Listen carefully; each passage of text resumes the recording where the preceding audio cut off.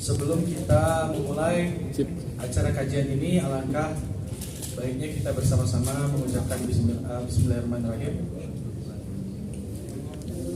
Lalu selanjutnya, sebelum saya menyerahkan acara ini ke kegiatan kajian, kita bersama-sama untuk mendoakan suami dari teman kita, yaitu suami Zulia yang meninggal dunia atas nama almarhum Adi Ramdan bin Lasmin. Mari kita sama-sama membacakan Al-Fatihah. Bismillahirrahmanirrahim. Alhamdulillahirabbil alamin arrahmanirrahim maliki yaumiddin. Iyyaka na'budu wa iyyaka nasta'in ihdinas siratal mustaqim siratal ladzina an'amta 'alaihim ghairil maghdubi 'alaihim. Selanjutnya mari kita bersama-sama mendoakan bapaknya Pak Ferry yang kemarin juga telah meninggal atas nama almarhum Indra Kosasih bin Haji Andi Juwarta. Al-Fatihah. A'udzubillahi minasyaitonir rajim. Bismillahirrahmanirrahim. Alhamdulillahirabbil alamin arrahmanirrahim maliki yaumiddin. Iyyaka na'budu wa iyyaka nasta'in ihdinas siratal mustaqim siratal ladzina an'amta 'alaihim ghairil maghdubi 'alaihim waladdallin. Terima kasih untuk doanya. Selanjutnya mungkin saya akan langsung memulai acara kajian rutin di hari Jumat ini.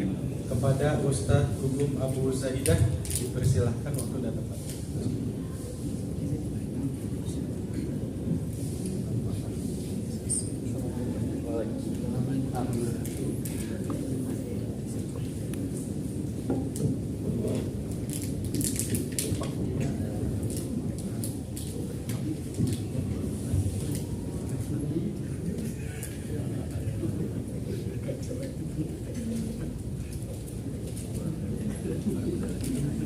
Assalamualaikum warahmatullahi wabarakatuh.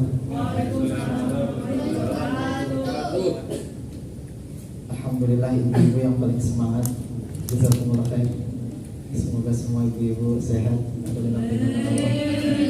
Insyaallah. Suaminya pada soleh semua. Yang jomblowati segera laku.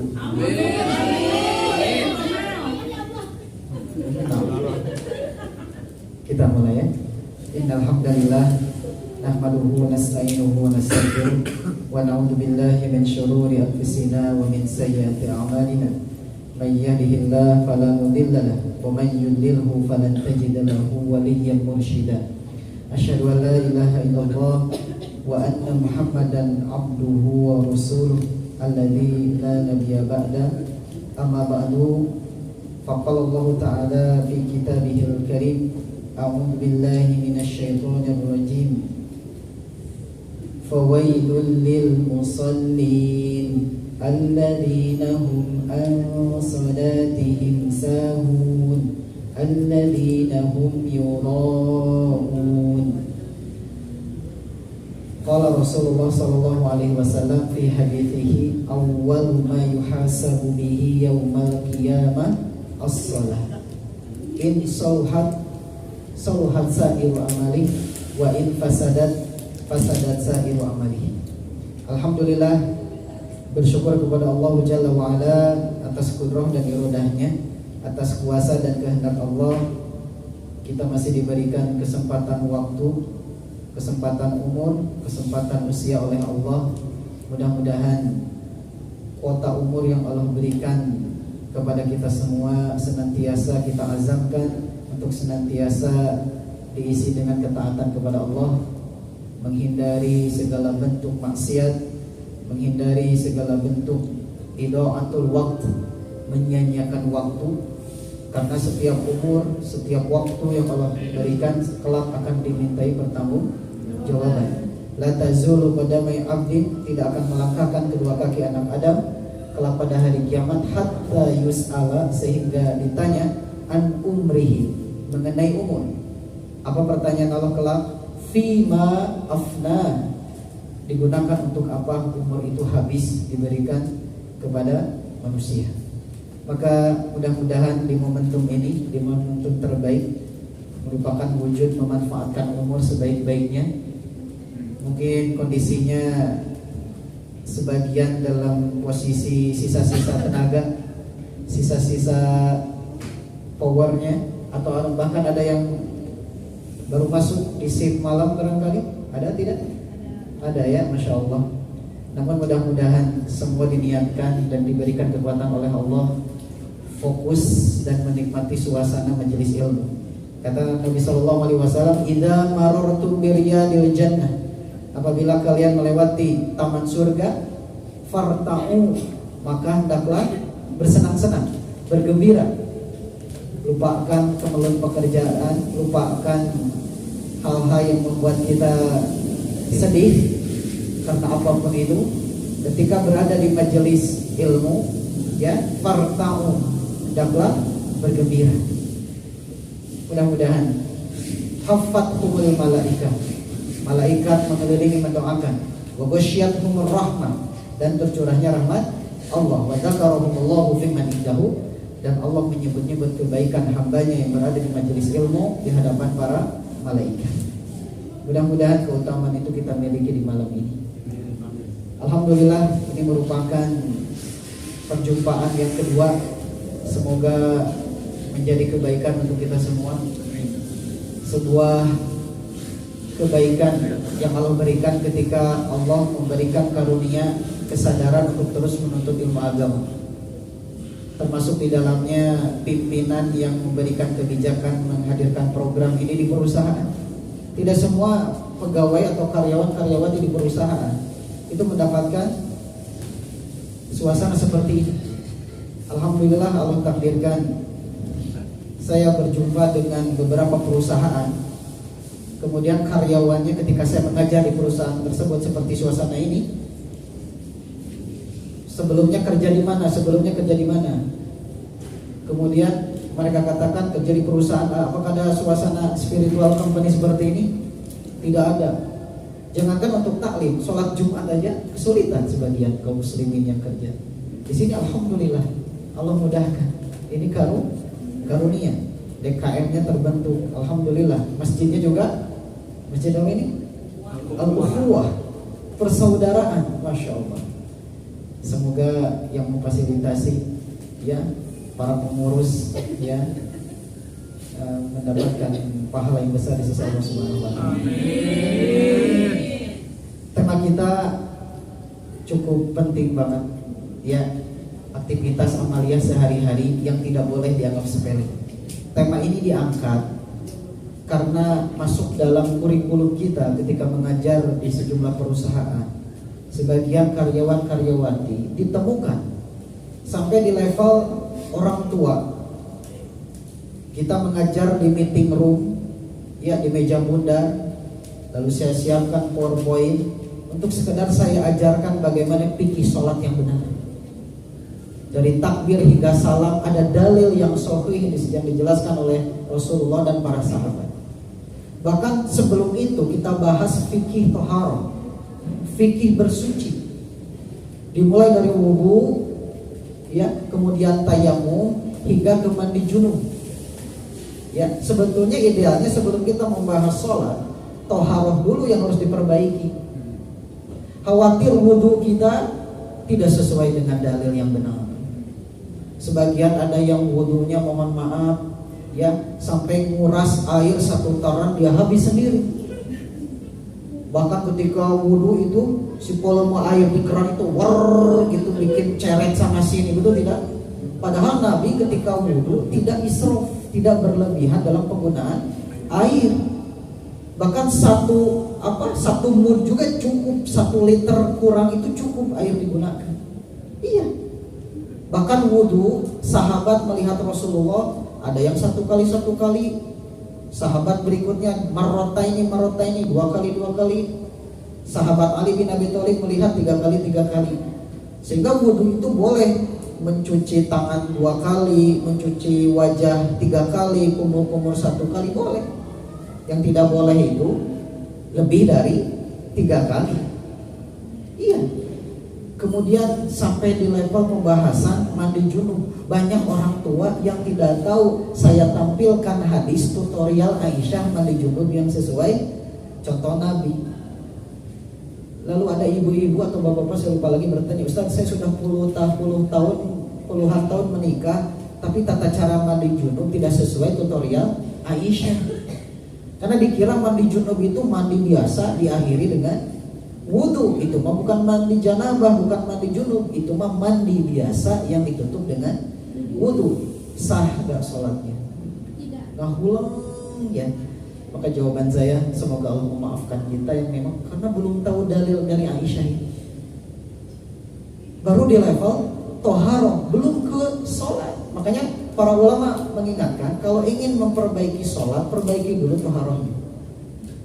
Bahkan orang yang apik dalam wudu, dia akan apik dalam sholat.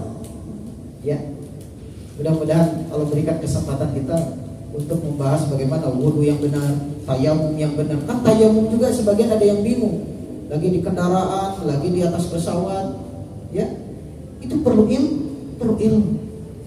Ternyata sebelum membahas sholat, toharoh juga harus benar. Saya khawatir sebagian pemuda sholatnya itu asal-asalan, wudunya itu ngabisin air, entah berapa kali dia gunakan, tidak rata anggota wudu yang dibasahi. Mengusap kepala pengen simpel, telinga, ayo gitu deh.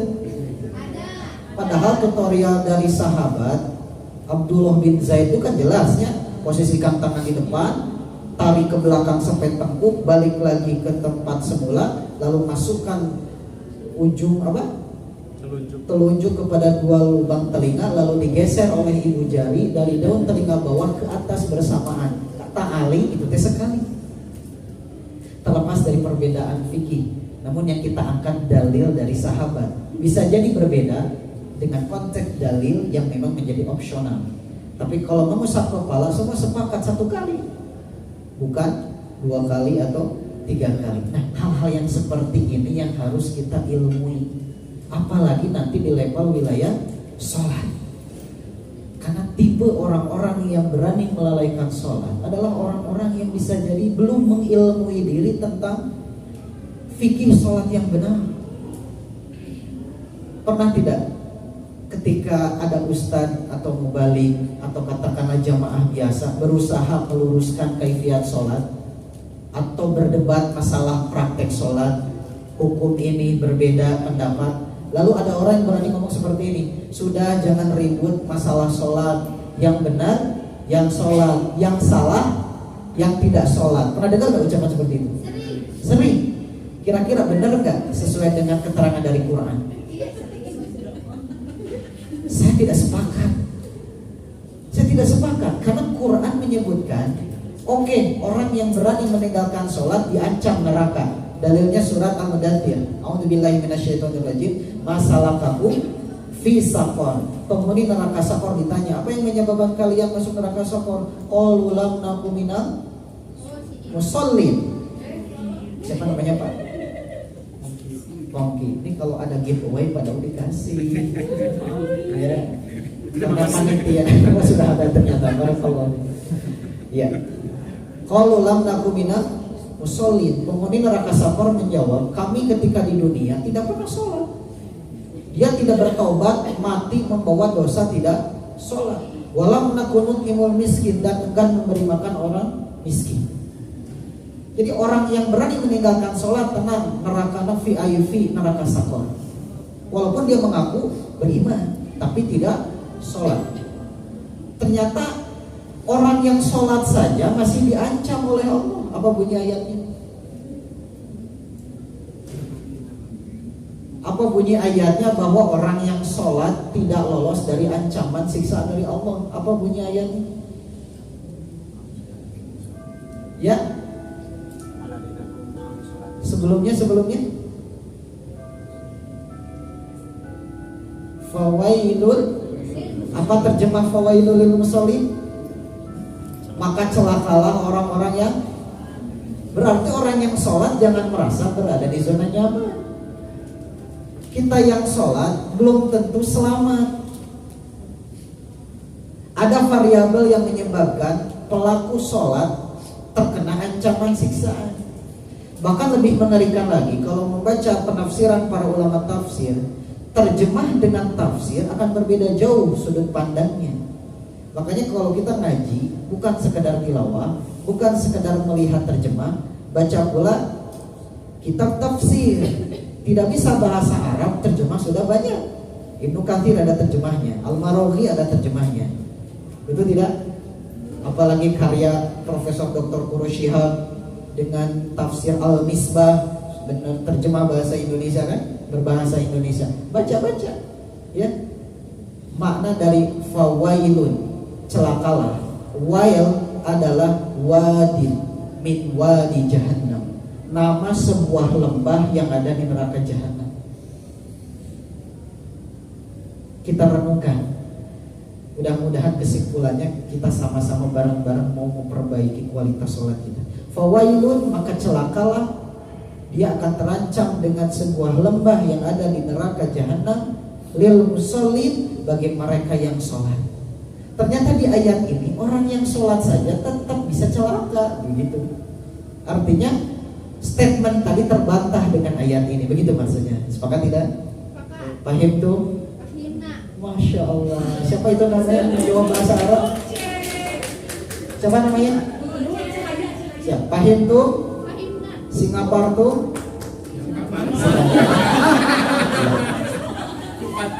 Bukan dua, bukan bahasa Arab. Calan tuh? Calana. Ya. Ya, itu mah jokes saja ya. Ternyata di sini ada santri, ada yang mengerti bahasa. Jangan alergi dengan bahasa Arab.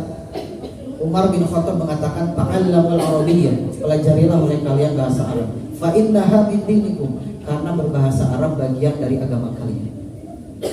Walaupun Abu Jahal jago bahasa Arab, karena orang Arab.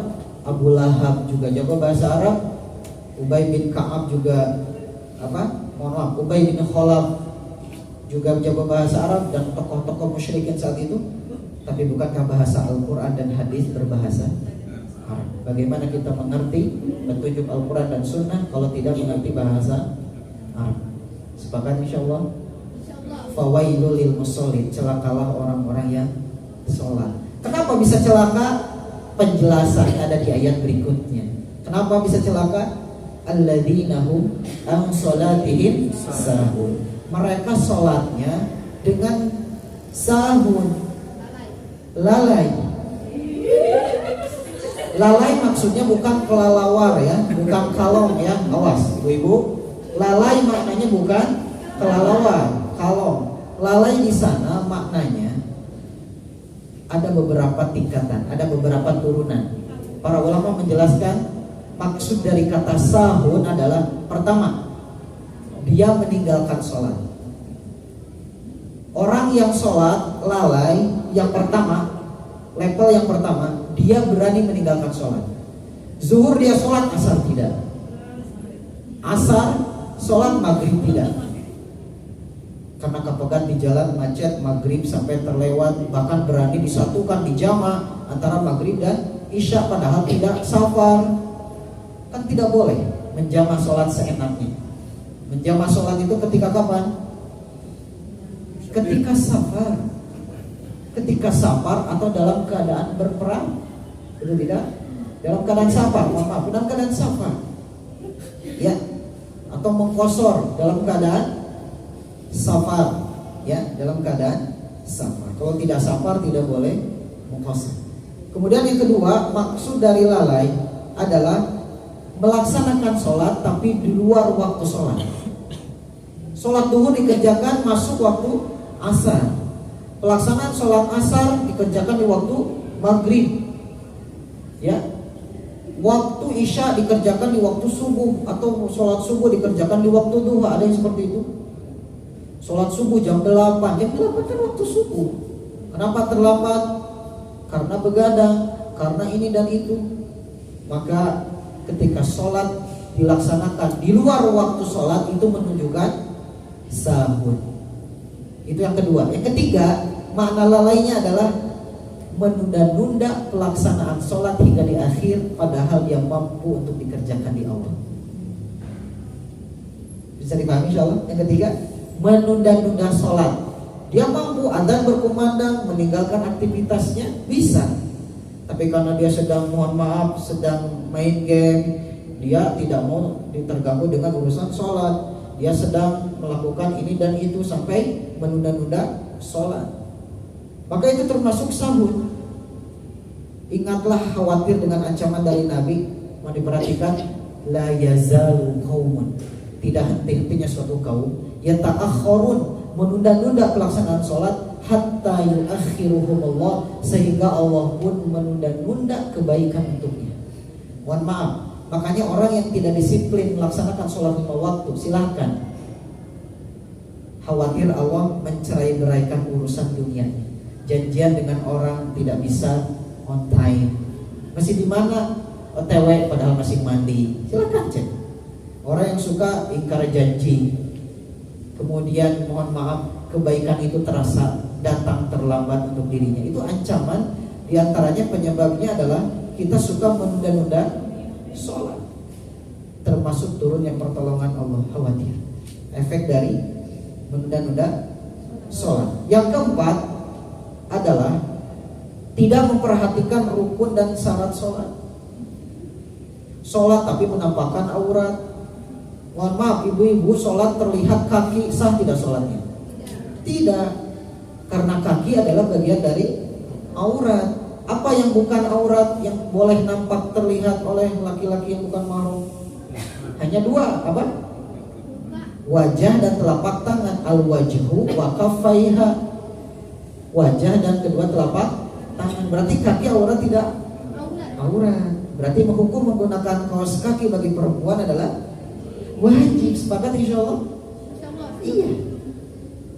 Saking ketatnya syariat aurat yang dikenakan terhadap wanita, itu menunjukkan kemuliaan yang luar biasa bagi perempuan.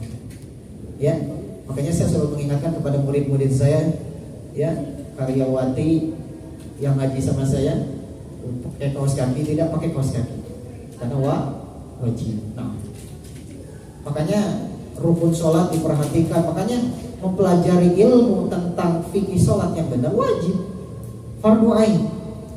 Ya. Nah, nanti yang kelima adalah tidak paham dengan apa yang dibaca ketika sholat, tidak khusyuk di dalam sholat. Karena faktor kehusyuan seseorang dalam sholat, dia mengerti kaifiat sholat berdasarkan dalil, bagaimana tata caranya dari takbir hingga salam. Yang kedua, apa yang dibaca dia paham. Karena khusyuk itu adalah hudurul qalbi, menghadirkan hati, sadar dia sedang sholat. Kenapa kita malawang dalam sholat? Karena menyimak imam, bacaannya kita nggak paham, bahkan mohon maaf Fatihah pun tidak paham, minimal terjemahnya. Doa ruku tidak tahu makna zikir doa ruku. Ya, karena kenapa ada orang yang sholat sampai menangis? Karena dia apa kira-kira? Memahami tentang ancaman yang Allah sebutkan dalam Al-Quran, tentang ayat-ayat neraka, ancaman-ancaman ini dan itu, betul tidak? Ya, makanya di antara kategori apa tadi, ada berapa tadi? 5. 1, Lalai. makna lalai itu penjelasan para ulama. 1, indikatornya adalah pertama, meninggalkan sholat. 2, dikerjakan di luar waktunya. 3, Dilaksanakan di akhir. ya, menunda-nunda sholat. Benar, tadi beta mutarik benar. 4, Tidak memperhatikan rukun dan syarat sholat. barakallahu fikum. Betul. Yang kelima, Tidak paham dengan apa yang diucapkan dalam sholat. tidak khusyuk dan dia tidak paham apa yang dibaca. Itu indikator para ulama menyebutkan makna sahun. Itu baru pertama. Variabel pertama, sholat kita bermasalah, sahun. Dulu saya berpikir sebelum membaca penjelasan para ulama tafsir, yang dimaksud dengan lalai hanya sekedar menunda-nunda, ya. Namun ternyata penjelasan para ulama lebih detail, lebih ketat. Di antara makna sahun, dia meninggalkannya dengan sengaja. Ancaman orang yang berani meninggalkan sholat dengan sengaja itu luar biasa. Barang siapa yang meninggalkan sholat asar dengan sengaja, maka seolah-olah seperti keluarganya dirampok dan hartanya dirampok dan keluarganya diculik. Itu riwayat Imam Bukhari. Betapa ruginya orang yang berani meninggalkan sholat 5 waktu dengan sengaja. Bagaimana dengan sholat sunnah? Dia tidak berdosa meninggalkan sholat sunnah, hanya dia tidak mendapatkan pahala yang besar dari amalan sunnah. Bahkan peran amalan sunnah dalam hadis riwayat Imam At-Tirmidzi, Allah bertanya kepada mereka yang diperiksa sholat wajibnya bermasalah, bolong-bolong. Apa pertanyaan Allah kepada para malaikat? Hal min tatawu'in, apakah hambaku ini mengerjakan amalan sholat sunnah? Jangan menyepelekan dari sholat sunnah. Sholat sunnah duha, rawatib, apalagi tahajud, tahiyatul masjid, syukrul wudu. Ada jenis-jenis sholat nawafil atau sholat sunnah, banyak. Ya. Berikutnya adalah variabel yang menyebabkan sholat kita bermasalah, diancam neraka oleh Allah Subhanahu Wa Taala adalah alladzina hum yura'un. Praktek sudah benar, tutorial sudah benar, paham dengan apa yang dibaca, pelaksanaan sholat di awal waktu, bahkan berjamaah di masjid. Tapi ada variabel yang kedua, niatnya bermasalah bukan karena Allah, melainkan karena riya atau sum'ah. Riya adalah beramal soleh, tujuannya bukan karena Allah, tapi ingin dipandang, dilihat oleh manusia. Sum'ah, berniat beramal soleh bukan karena Allah, tapi tujuannya ingin didengar kebaikannya oleh manusia. Makanya orang yang sum'ah biasanya dia menjelaskan sendiri aktivitas ibadah yang bisa jadi dia seharusnya bisa ditutup-tutupi. Orang gak bertanya tapi dia menjelaskan sendiri. Hati-hati. Bahkan kalau ditanya pun sebisa mungkin menghindar. Ya. Karena khawatir niat ini tiba-tiba melenceng, kemudian berbangga diri dengan amaliyah yang seharusnya kita rahasiakan. Alhamdulillah saya sedekah untuk pembangunan masjid ini, ya tidak besar, cuman sisa saldo 2M kemarin. Ya, kemudian pengurus masjid tidak mengumumkan orang yang bersedekah hamba Allah. Lalu kalau tidak ikhlas tersinggung biasanya karena namanya tidak disebutkan. Kan hamba Allah teh aya nami nameureun Haji Kusnadi misalkan, Hajah Endang misalkan. Ada sebagian orang yang memang ketika tidak diakui beramal soleh oleh manusia, lalu kemudian dia merasa tidak sempurna amalannya. Ini berbahaya. Padahal yang namanya ibadah sebisa mungkin dirahasiakan. Ya, kalaupun harus tampak, memohon pertolongan kepada Allah, dijaga keikhlasannya. Seperti ayat tentang sedekah di surat Al-Baqarah, in tubdu shadaqat fa ni'mahi. Menampakkan sedekah itu silahkan boleh. Wa in tukhfuha, tetapi merahasiakannya khairul lakum, lebih baik. Ya.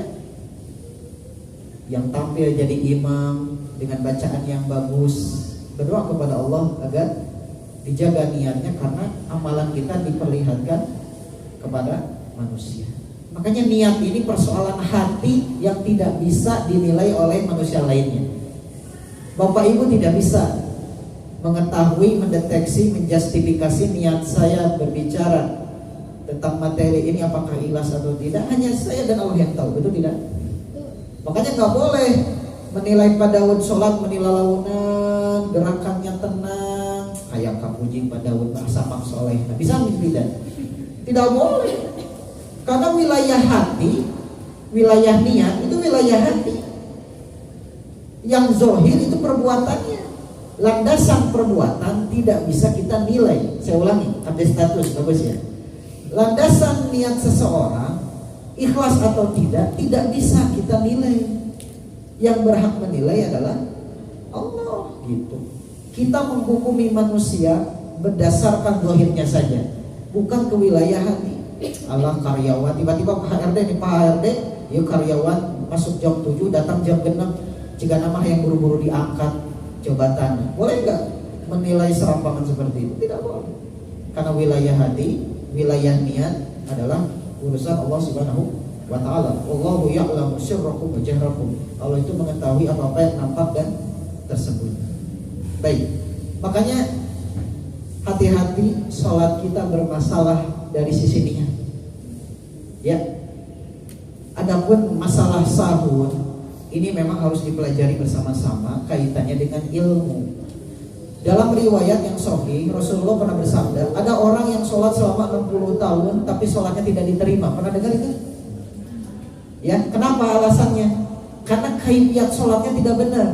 Yutimu sujudahu, dia menyempurnakan sujud, wala yutimu ruku'ahu, tapi rukunya tidak sempurna, atau sebaliknya. Yutimu ruku'ahu wala yutimu sujudahu. Artinya apa? Tidak mengilmui diri bagaimana caranya mengerjakan sholat yang benar. Pernah sahabat sholat, lalu Nabi tegur, "Sholli fa innaka lam tusolli." Sholat lagi karena engkau belum sholat. Sholat yang kedua kalinya masih tetap ditegur. Sholat yang ketiga kalinya nyerah sahabat itu. "Ya Rasulullah, ajarkan aku bagaimana sholat yang benar." Lalu Nabi luruskan.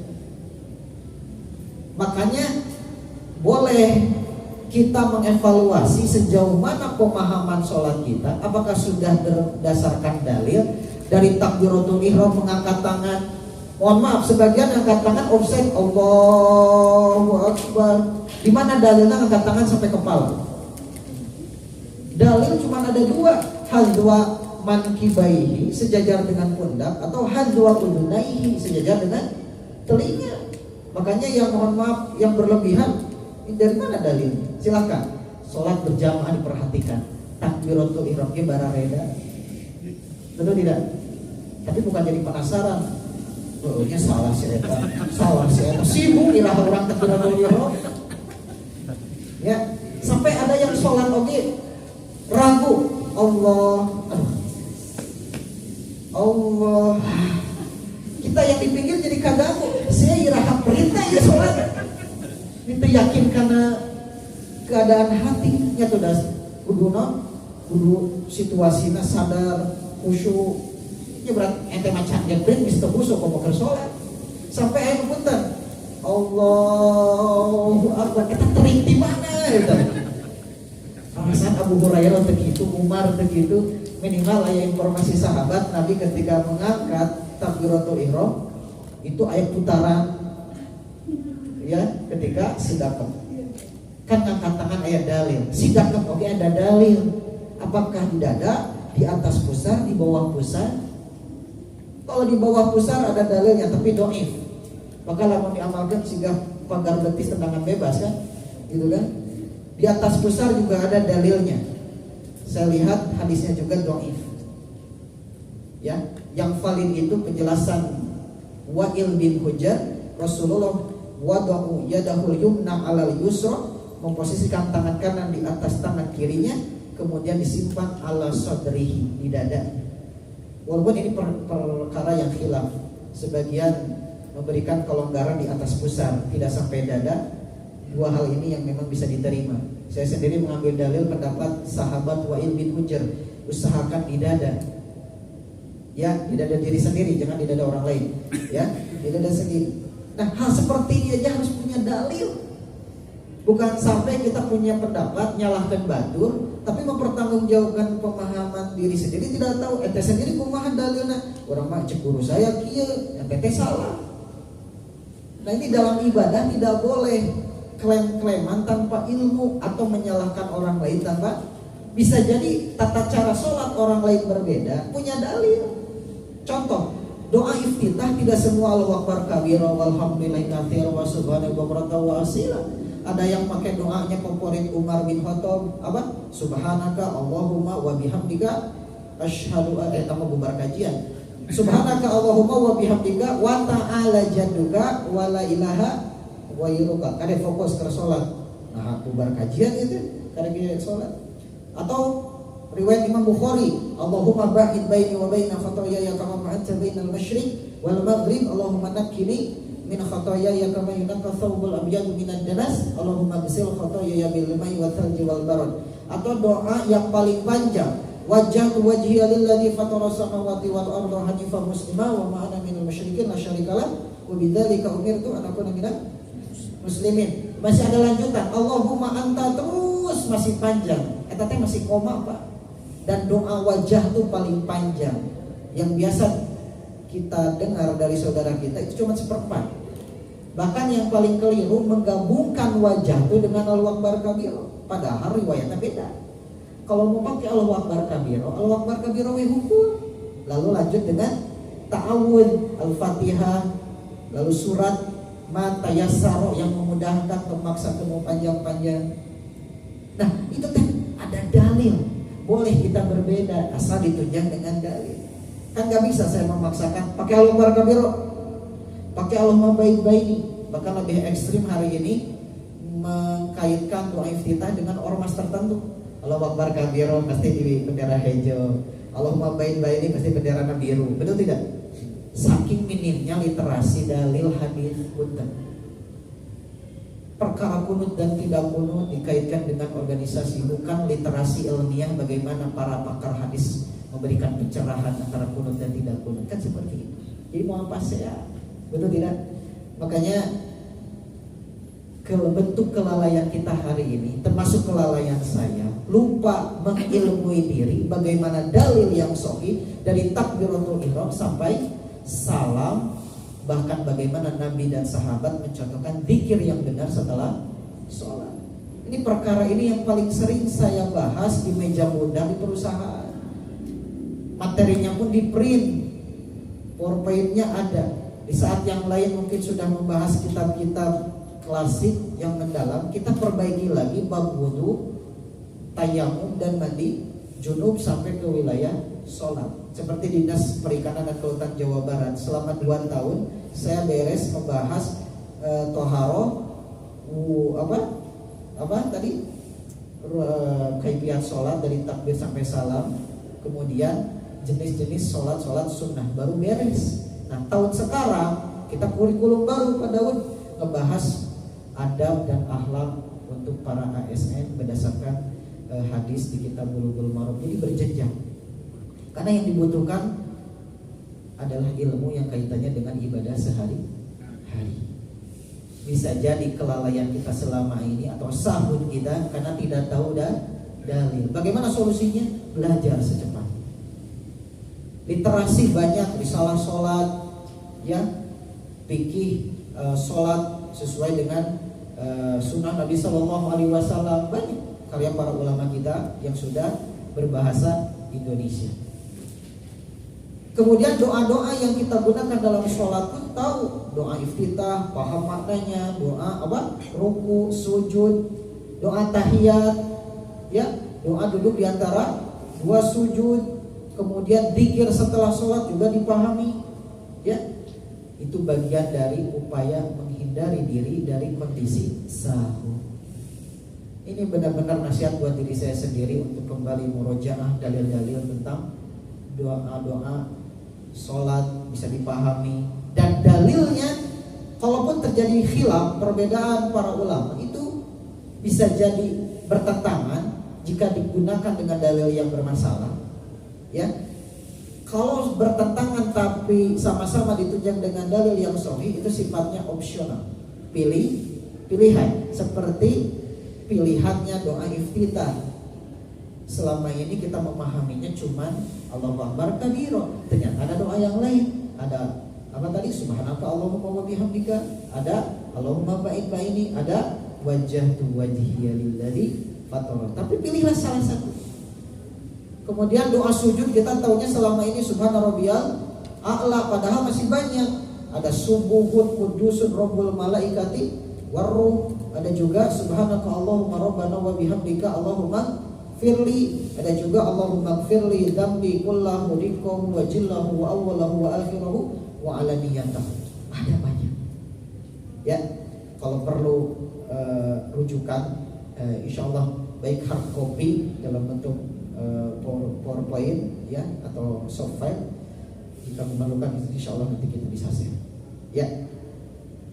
Namun yang kita bahas di malam ini adalah kita mengenal poin-poin apa yang dimaksud dengan sahur.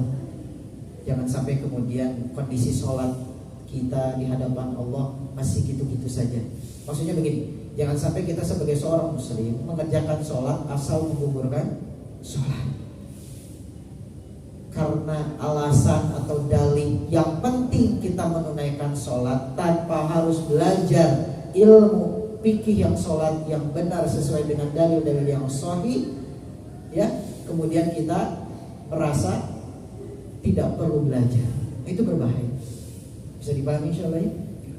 Ya, jadi mohon maaf, kebijaksanaan dalam ibadah menghadapi perbedaan itu hanya bisa ditunjang dengan memahami argumentasi masing-masing, sehingga kita tidak mudah mencela ibadah orang, tidak mudah mencela pendapat orang.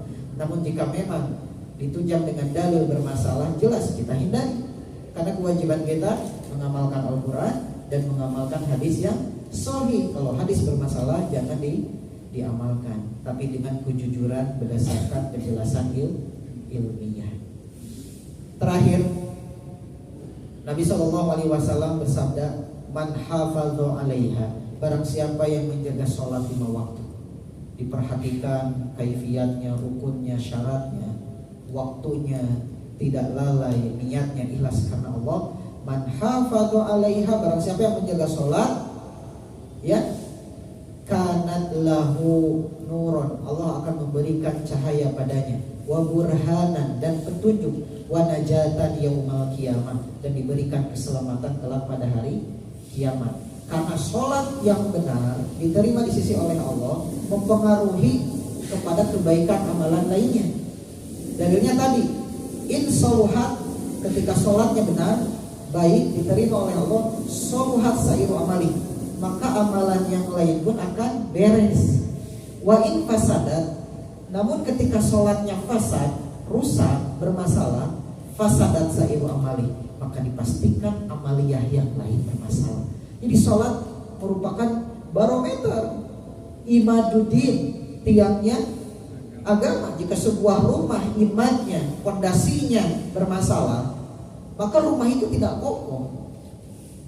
Makanya dalam surah Al-Ankabut, kenapa sholat berdampak kepada perilaku? Inna sholata tanha anil fahsya wal munkar. Sesungguhnya sholat itu mencegah pelakunya dari berbuat keji dan munkar. Ketika sholatnya benar. Ada orang yang suka sholat tapi nipu, pasti sholatnya gak baik itu. Karena sholat di masjid, karena salah mengamalkan penjelasan Ustaz, ambil yang baik, tinggalkan yang buruk, akhirnya sendal yang buruk ditinggalkan, sendal orang lain yang baik diambil. Berarti kan dia tidak benar sholatnya gitu. Ngaji mah ngaji, tapi sholat batur diambil. Sholat mah sholat di masjid, tetapi HP orang yang sedang tidur di masjid diambil. Viral kan di IG kan? Artinya sholat seperti itu bukan sholat yang baik. Bisa jadi sholatnya sahud, bisa jadi sholatnya yura'un. Makanya jangan bosan kita murojaah, mengulas kembali dalil-dalil yang kaitannya dengan sholat. Betul tidak?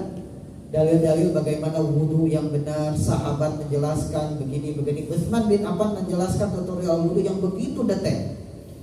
Walaupun disebutkan 3 kali, kecuali mengusap kepala itu terhitung 1 kali. Karena Rasulullah yang sahu marratan wahidatan, kata Ali bin Abi Thalib, menantu Nabi SAW, keponakan sekaligus menantu. Maka kata Ali, Rasulullah itu mengusap kepala yang sahu marratan wahidatan. Tadi penjelasannya dari sahabat Abdullah bin Zaid radhiyallahu anhu.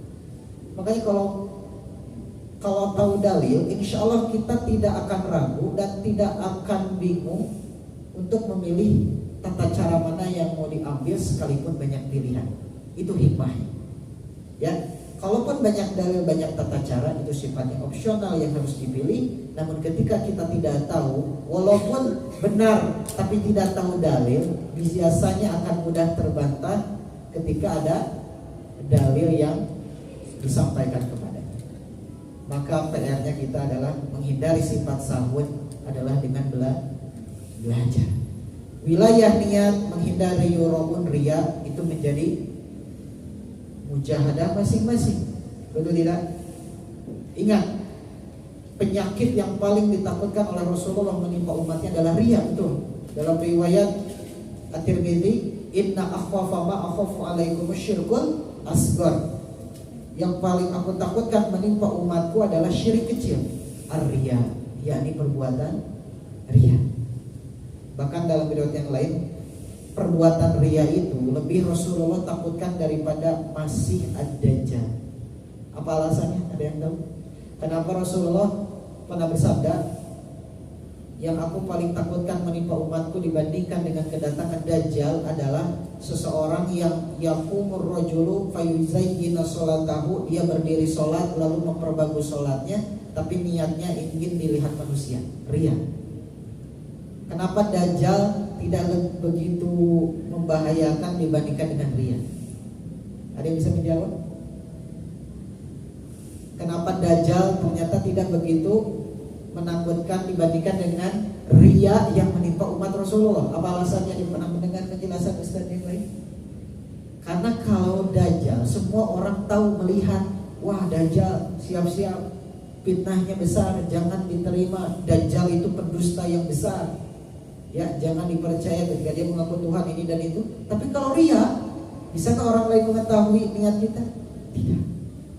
Makanya riya itu tersembunyi di balik hati ini dan yang merasakan kita dengan Allah, sehingga orang lain sulit menasehati. Tiba-tiba saya mendengar detak jantung Pak Daud, wah niatnya ya kapuji kubus Pak Daud.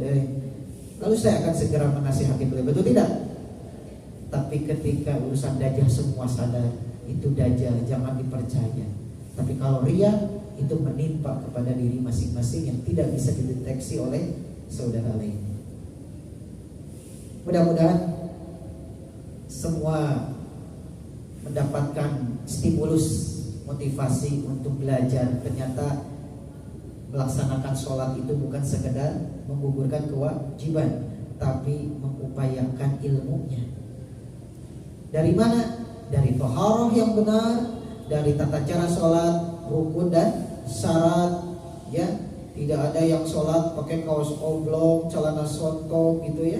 Kan dalilnya di surat Al-A'raf, khudu zinatakum inda kulli masjidin, wahai Bani Adam, pakailah pakaian yang terbaik ketika kalian sholat di masjid. Keundangan rapi ya. Nah, ke masjid seaya-aya. Nah, itu juga harus diperhatikan oleh kita semua. Ternyata berangkat dari kebaikan sholat akan mempengaruhi kepada amalia-amalia lainnya.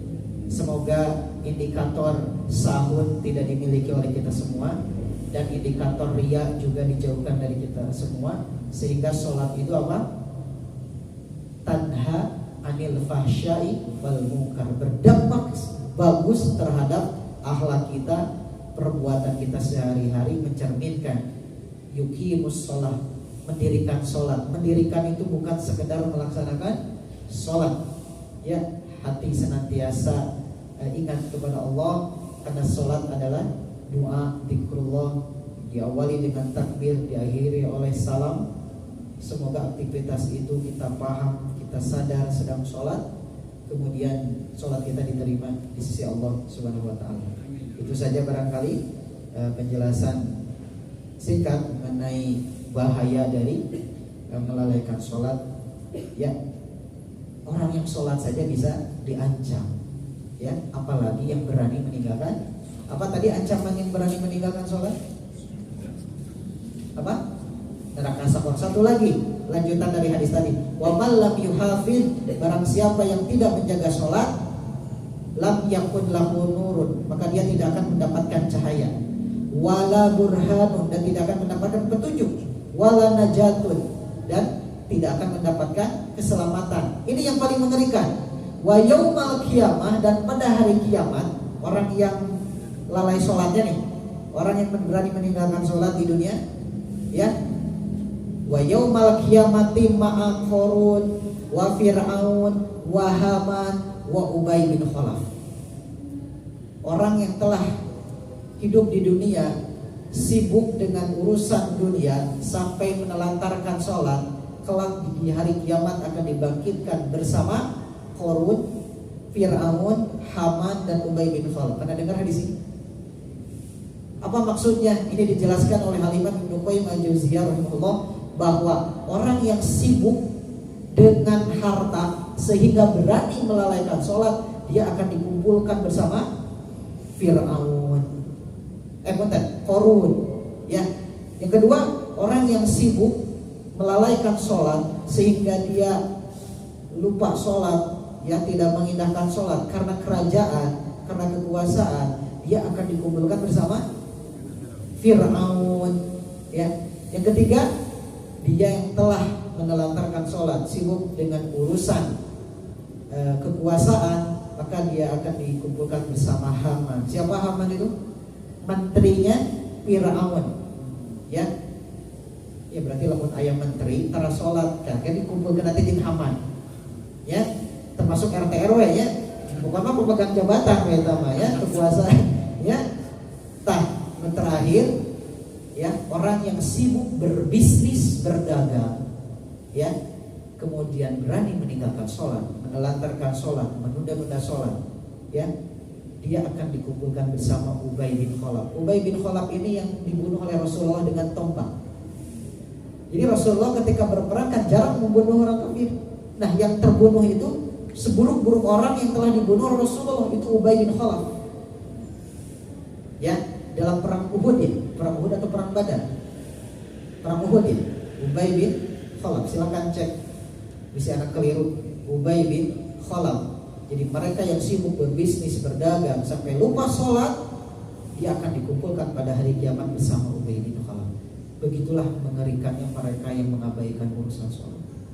Makanya tidak ada orang yang lebih saya khawatirkan keadaannya para pemuda-pemudi hari ini yang petantang petenteng, tidak mau sholat, sibuk dengan nongkrong, aktivitas urusan duniawinya, padahal Allah memberikan dia sehat, rezeki dan seterusnya, tapi berani meninggalkan sholat.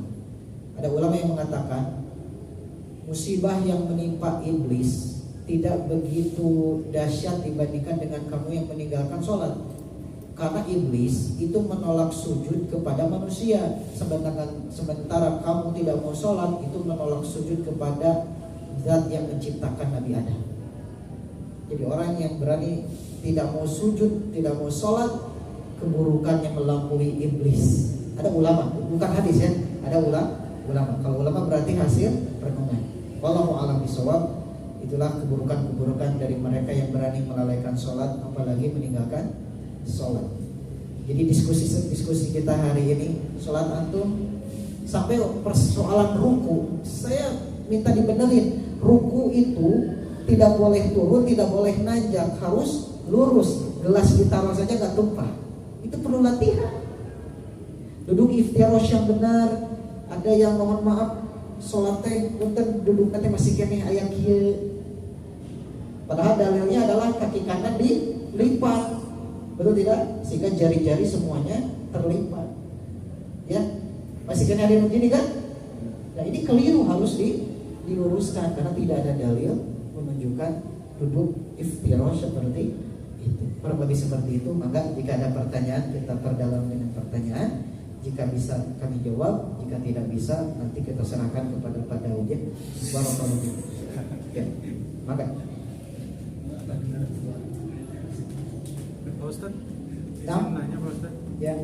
Kalau misalnya satu waktu sholat subuh tapi Ya. di jam setengah 6 atau jam 6 kurang 10 misalnya, itu masih sah atau tidak sah? Tapi setiap hari ya. In case. Baik. Dilihat dari apakah itu kebiasaan atau bukan. Kalau bukan kebiasaan tidak mengapa. Karena Nabi pun pernah sholat subuh kesiangan bersama sahabat dalam situasi kelelahan, hingga sholat subuh itu ketika matahari mulai meninggi, ya, membuat hangat pipi kan dalam hadis. Maka Nabi ingatkan fal yusolli idza dzakaraha, sholatlah ketika ingat. Karena orang tertidur mah tidak ingat, kecuali adzan udah berkumandang, alarm udah bersuara, lalu di paruman tidur deui, eta mah jelas lalai. Sahur kitu teh. Teu sieun keweh jam 6 na jero hatena teh, karena lo tahu. Kalau Kalau nggak sengaja nggak masalah. Justru yang masalah itu ketika aktivitas bangun jam 6 kebiasaan tiap hari, berarti itu akhlak yang madhmumah, akhlak buruk, karena pelaksanaan sholat subuh menjadi di akhir. Alasannya apa? Pasti begadang. Makanya hukum begadang itu kalau ada artinya. Begadang boleh-boleh saja asal ada gunanya, riwayat Haji Rumairam. Jadi kalau memang alasannya tidak ada syar'i, jangan begadang. Umar itu sampai membubarkan tongkrongan pemuda supaya tidak kesiangan sholat subuh. Umar pernah mencari pemuda yang biasa sholat subuh jadi menghilang pas sholat subuh. Lalu ditanya ke ibunya, kenapa anaknya di Madinah ya di Madinah itu kejadiannya ketika Umar jadi khalifah. Kenapa anakmu tidak kelihatan di masjid? Jadi presiden yang baik itu melihat rakyatnya sholat subuh atau tidak. Namun presiden antara sholat subuh atau antara ke masjid, soksian kan dikumpulkan bersama Fir'aun, gitu ya. Ya kalau presidennya seperti siapapun ya, hati-hati tong salah paham dari menyikapi ucapan saya. Siapapun presiden, tidak hanya presiden, gubernur bukan. Maka si Umar itu nanya, jawaban ibunya apa coba? Mulia, anak saya tidak ke masjid karena sholat malam. Lalu ketika beres sholat malam tidur lagi, akhirnya sholat subuh kesiangan, tidak ke masjid di rumah. Lebih baik berjamaah di masjid atau memang wajib. Ini laki-laki mah sholat subuh jangan di rumah, di masjid. Nanti kita bahas apa hukumnya laki-laki sholat subuh berjamaah di masjid. Apa hukumnya ibu? Jangan tanggung untuk menjawab. Bahkan lebih mendekati wajib. Apa bukti dalilnya? Ketika Nabi mengatakan fa'uharriqu buyutahum, maka kami akan bakar rumah mereka laki-laki yang tidak mau sholat ke masjid. Tujuannya apa? Lamun di rumah pasti ke masjid gitu. Tapi itu dalil harus diamalkan tidak? Ya tidak, aku karena jadi kriminal aku. Tetangga saya udah di darurat KBH, taruh ke masjid, di penjara seberapa tahun, 7 tahun ya. Hati-hati ya. Maka kalau memang itu kebiasaan, ubah manajemen tidur, manajemen waktu. Jangan kalau memang alasannya pekerjaan pulang larut malam, segera tidur, jangan makan malam. Kan banyak yang bisa kita siasati secara zahiri. Ya, kalau sudah begadang, pasti sholat malam terlewat, sholat subuh taruhan pula jadi kelewatan. Kalau sewaktu-waktu karena ngurus keluarga, ngurus bapak yang sedang sakit, sehingga harus begadang, kelelahan, sholat subuh bangun-bangun jam 12 waktu zuhur, itu kan gak sengaja. Dalilnya falyusolli idza dzakaraha, sholatlah ketika ingat, tapi bukan kebiasaan. Alhamdulillah Ustaz, anak subuh jam 8, jadi antara subuh dan duha dihijikan jadi suduh. Itu akhlak yang buruk. Itu subuh ini saya tambah subuh dan duha. Ya, jadi yang boleh itu situasi yang memang darurat, situasional, bukan suatu hal yang dirutinkan. Sah tetap Pak, tetap secara fikih sah. Kesiangan sholat itu, sholat subuh sah. Tapi kita akan diminta pertanggungjawaban alasan kesiangan. Ketika alasan kesiangan nobar, kita yang pemuda ya, nobar, nonton drama Korea di laptop berjam-jam sampai jam 3 baru sholat, baru istirahat. Padahal pulang kerja nyampe rumah jam 9. Laptop atau perhatikan status stalking nggak terasa 2 jam 3 jam, akhirnya istirahat terbengkalai. Nah itu juga menjadi ya evaluasi bareng-bareng. Ya, walau alam bisawab. Semoga sholat subuhnya ke masjid. The real man goes to the mosque. Laki-laki sejati itu pergi ke masjid. Kalau masih di rumah, wayahnya siapkan mau kena istri masing-masing, dianggo ibu mau kena istrinya. Ya, karena perempuan lebih utama di rumah, meskipun rumahnya di pinggir masjid, afdalnya wanita di rumah.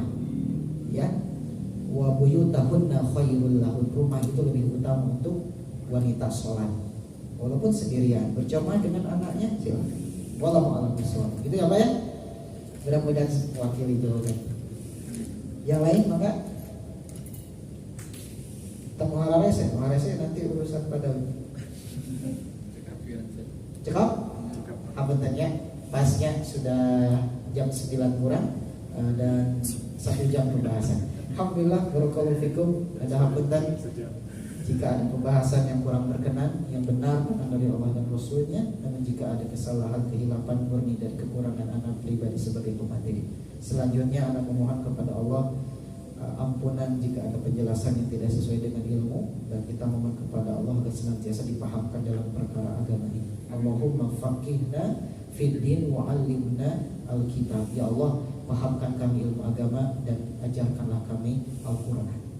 Kita tutup dengan doa kafaratul majlis. Subhanakallahumma wa bihamdika asyhadu an la ilaha illa anta astaghfiruka wa atubu ilaik. Al-'afwu minkum. Wassalamualaikum warahmatullahi wabarakatuh. Waalaikumsalam.